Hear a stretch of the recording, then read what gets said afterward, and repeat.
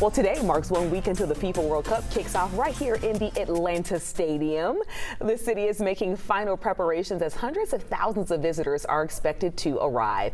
Here's a look at some of the matches happening in Atlanta starting next week. We're going to also host 2 knockout matches and a semifinal. The first match kicks off Monday, June 15th. All right, and preps are already right now in full swing for the FIFA Fan Festival happening over at Centennial Olympic Park. The festival kicks off this Thursday and gives fans a free way to be part of all the excitement and get all up close to the World Cup action. So you can watch live match broadcasts. There are also going to be a lot of games and activities for the kids, and there will be some big names performing. We've got concerts from some big names, some Atlanta legends, Killer Mike, Ludacris, one of your favorites, Summer Walker, and CeeLo Green. Just to make sure that you can get there, you have to register in advance for those free tickets. You also can upgrade to VIP if you want to be fancy a little bit. Yeah, I'll catch you in a VIP, me and my girl Summer Walker. You can find out more information about the FIFA Fan Festival. Just text FIFA to 404-885-7600.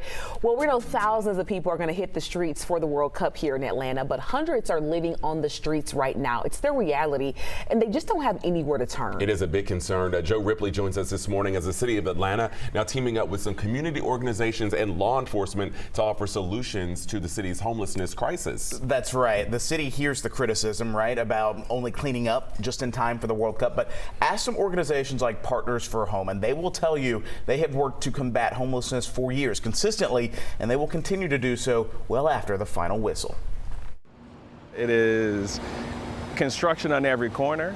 Our team is painting everything, new street furniture being installed, roads are being paved. Marcus Mister, Vice President of Operations with Downtown Atlanta Incorporated, says momentum is building ahead of the FIFA World Cup.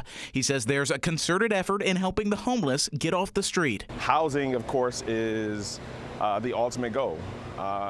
Everyone is not prepared for housing, and so caseworkers canvassed downtown streets to meet individuals where they were and see what their specific needs were.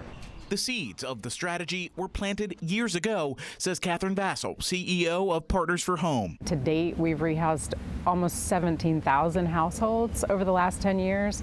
96% of them remain in housing stably or have exited to permanent destinations. Vassell says through initiatives like Downtown Rising, nearly 500 homeless people have found new housing. She says new investment from the World Cup will last well beyond the games.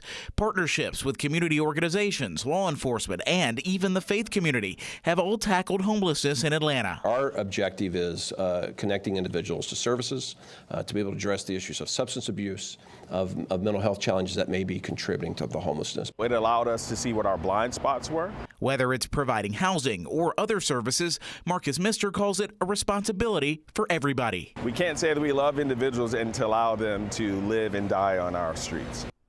So if you're out and about during the FIFA World Cup, be sure to look out for Partners for Home street outreach team. They're going to be wearing pink shirts throughout this World Cup downtown, and all the venues and streets. They will also set up cooling stations for the homeless. And if anytime you encounter anybody who's homeless, you can always call 311 to get them some help. Because that's what's important, the long-term help. We don't want to just push people out for the World Cup, but really get them the long-term services. Yeah, and it's interesting to see just how much of a difference corporate sponsorships and donors make in the future, not just this next month, but beyond, like you said.